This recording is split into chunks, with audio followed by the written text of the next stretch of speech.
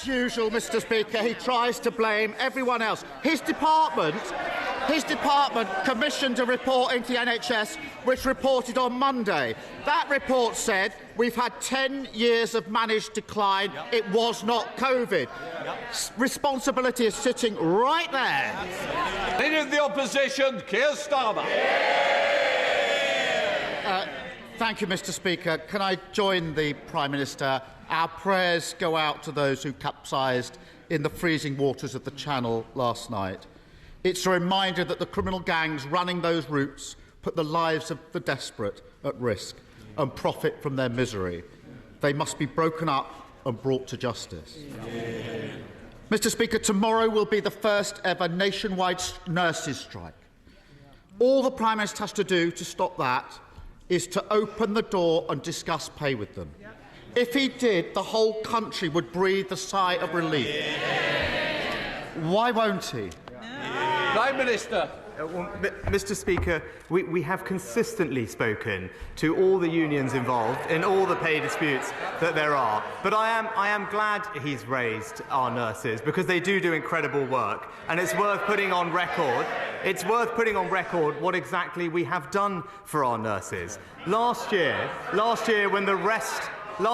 when everyone else in the public sector had a public sector pay freeze, the nurses received a 3% pay rise. When the RCN asked for more in-work training, we gave every nurse and midwife a £1,000 training budget. And when they asked for nurses' bursaries, we made sure that every nursing student received a £5,000 grant. That's because we do work constructively, and we will continue to back our nurses. Mr. Speaker, nurses going on strike is a badge of shame for this government. Instead of showing leadership, he's playing games with people's health. And there is a human cost. Alex from Chester has been waiting for a gallbladder operation for nearly 6 months. He's in so much pain, he's been off school since then.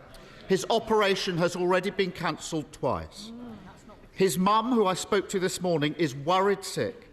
When she heard that strikes could be called off, she was massively relieved. She's desperate for the Prime Minister to resolve this. All he needs to do is simply meet the nurses. Now, Alex's mum is listening to this. She doesn't want to hear him blaming everybody else. She doesn't want his usual ducking of the question. She's tuned in now because she wants him to explain what is he going to do to resolve the nursing strike.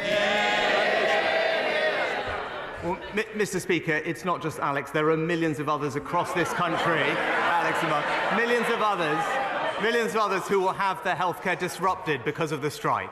Now, the honourable gentleman says to get round the table, but we all know what that means, Mr. Speaker. That is just simply a political formula for avoiding taking a position on this issue. If he thinks the strikes are wrong, he should say so. If he thinks it's right that pay demands of 19% are met, then he should say so. What's weak, Mr. Speaker, is he's not strong enough to stand up to the union.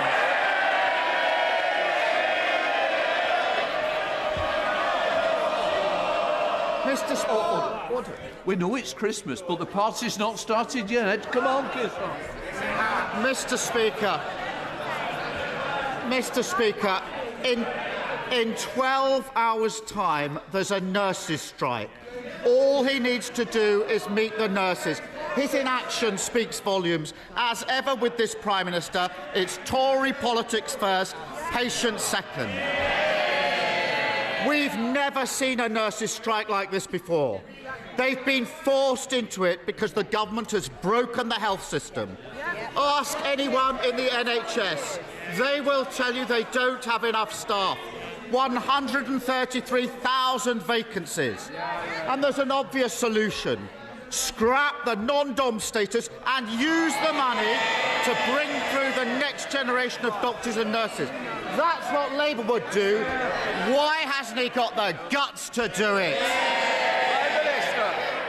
Mr. Speaker, we're already investing billions more in the NHS. We're already already hiring thousands more doctors and nurses. But he asked about backlog. He asked about backlogs and the waiting times in the NHS. And yes, what he always fails to acknowledge is the impact that COVID did, Mr. Speaker. That's why we're facing pressures.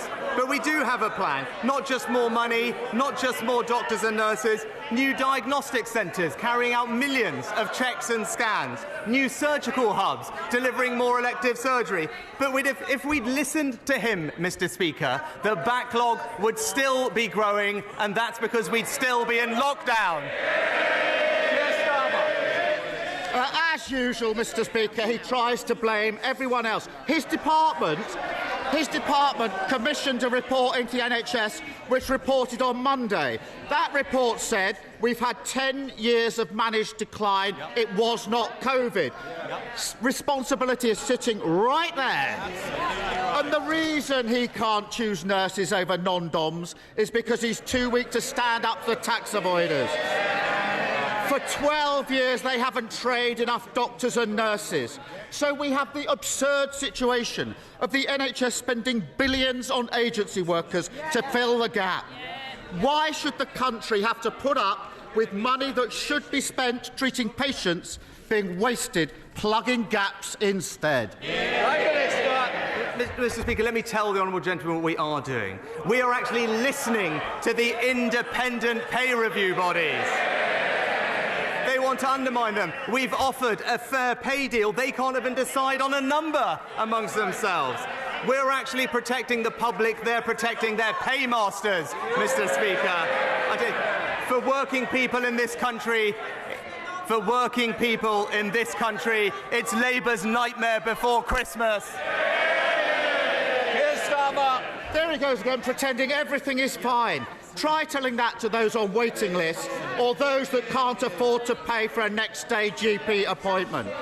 After 12 years of Tory failure, winter has arrived for our public services, and we've got a Prime Minister who has curled up in a ball and gone into hibernation.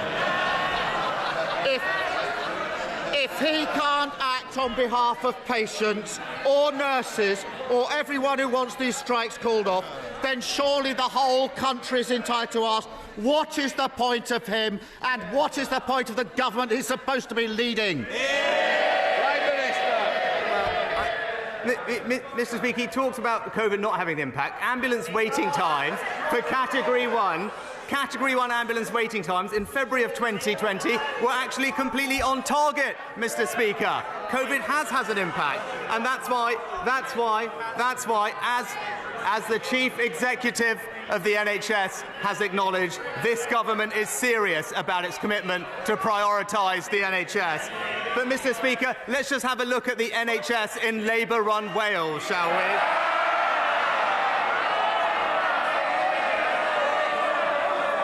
The worst A&E times in the country, Mr. Speaker. Keir Starmer. Mr. Speaker, under the last Labour government, we had fair pay for nurses and no strikes. Yeah. So I won't be taking lectures from him about that. Order. Mr. Bowie, you promised to behave. Don't give me a Christmas present you won't want. Come on, Keir Starmer. Mr. Speaker, this is our final PMQs of the year. So I hope you will Oh, really? I hope you will... Mr. Speaker, what I was going to say was I hope you will pass on all of our thanks, at least on this side, to all those who kept our House and our democracy working. Yeah. And I want to finish this year thinking about our friends in Ukraine. As a result of Putin's barbaric assault on their freedom, millions will spend Christmas in sub-zero temperatures without heating, electricity or hot water. Their suffering is unimaginable, but their bravery is awe-inspiring. So will the Prime Minister join me in saying that whatever other difficulties and disagreements we have across this dispatch box, we are and will remain united in our unwavering support for Ukraine's freedom, its liberty and its victory? Prime Minister. Well, Mr. Speaker, can I join with the honourable gentleman in thanking and paying tribute to all the staff of the House for the fantastic work that they do to support all of us. And I appreciate his comments on Ukraine. It has been a point of incredible unity across this House and indeed the country, something that we can all be proud of in our country, that we have stood behind Ukraine at its hour of need. And as I said yesterday, this Christmas, many families will be laying an extra place at their Christmas table, and that speaks to the generosity and compassion of our nation, and long may that continue.